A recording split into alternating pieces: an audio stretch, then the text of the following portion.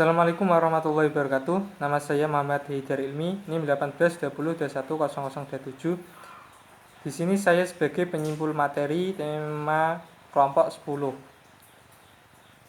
Dari pemaparan pemakalah tentang tema 10 dapat saya simpulkan bahwasanya obligasi syariah menurut Fatwa Dewan Syariah Nasional Majelis Ulama Indonesia adalah suatu surat berharga jangka panjang berdasarkan prinsip syariah yang dikeluarkan emiten kepada pemegang obligasi syariah yang mewajibkan emiten untuk membayar pendapatan kepada pemegang obligasi syariah berupa bagi hasil, margin atau fee, serta membayar kembali dana obligasi pada saat jatuh tempo.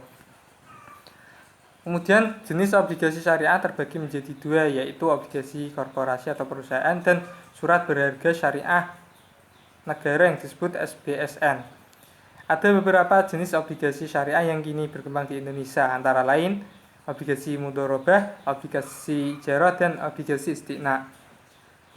Obligasi syariah memiliki prinsip dan karakteristik diantaranya yaitu yang pertama, obligasi syariah haruslah berdasarkan konsep syariah yang hanya memberikan pendapatan kepada pemegang obligasi syariah dalam bentuk bagi hasil serta pembayaran utang pokok pada saat jatuh tempo. Yang kedua yaitu jenis industri yang dikelola oleh emiten serta hasil pendapatan perusahaan penerbit obligasi harus terhindar dari unsur non halal. Yang ketiga, obligasi syariah menekankan pada tingkat rasio bagi hasil atau nisbah yang besarannya ditentukan sesuai kesepakatan pihak emiten dan investor sebelum penerbitan obligasi tersebut. Yang keempat, pembagian pendapatan dilakukan secara periodik atau sesuai kesepakatan bersama. Yang kelima, mekanisme obligasi syariah diawasi oleh Dewan Pengawas Syariah atau tim ahli syariah yang ditunjuk oleh Dewan Syariah Nasional (MUI) sejak penerbitan obligasi syariah hingga akhir.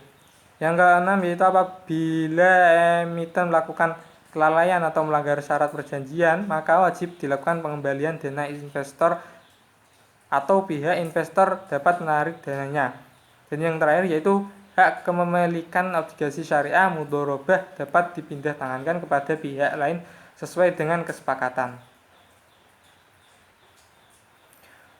Kemudian obligasi syariah sebagai bentuk pendanaan dan sekaligus investasi memungkinkan beberapa bentuk struktur yang dapat ditawarkan untuk tetap menghindar pada riba. Struktur obligasi syariah dapat berubah bagi hasil berdasarkan akad mudharabah, qirad atau musyarakah, dan atau margin berdasarkan akad murabahah, salam, istina atau ijarah. Untuk saat ini di Indonesia yang digunakan dalam penerbitan obligasi syariah adalah struktur obligasi mudharabah dan obligasi ijarah. Untuk perhitungan bagi hasil obligasi syariah mudharabah, bagi hasil keuntungan ini menggunakan nisbah perbandingan, misalnya 66% untuk pemilik modal dan 33% untuk pengusaha, yang ditentukan pada kesepakatan atau perjanjian awal. Modal disediakan seluruh oleh pemilik modal sampai suatu masa tertentu di mana modal tersebut dikembalikan secara utuh. Untuk perhitungan bagi hasil obligasi syariah, imbalan hasil yang akan diberikan pada para pemegang obligasi syariah ijarah tersebut didapat dari hasil sewa dengan tingkat fee ijarah tetap. Fee ijarah ini diperoleh dari penyewaan tempat dan telah ditentukan sebelumnya, bukan tergantung dari bagi hasil sebagaimana obligasi syariah mudharabah. Kemudian strategi pengembangan obligasi syariah yaitu meliputi adanya penerapan marketing mix antara lain produk, price, dan promotion. Kemudian beberapa kendala dalam pengembangan obligasi syariah yaitu kendala dalam akad mudharabah, antara lain masalah distribusi pendapatan apakah sudah sesuai dengan profit sharing atau revenue sharing, memiliki kelemahan atau kendala dalam pajak dan tidak kepastian hukum karena belum ada yang mengatur tentang obligasi syariah, dan tidak memiliki benchmark atau tolak ukur yang resmi karena pemerintah belum diterbitkan untuk melakukan discounting. Sekian dari saya, kurang lebihnya mohon maaf sebesar-besarnya. Wassalamualaikum warahmatullahi wabarakatuh.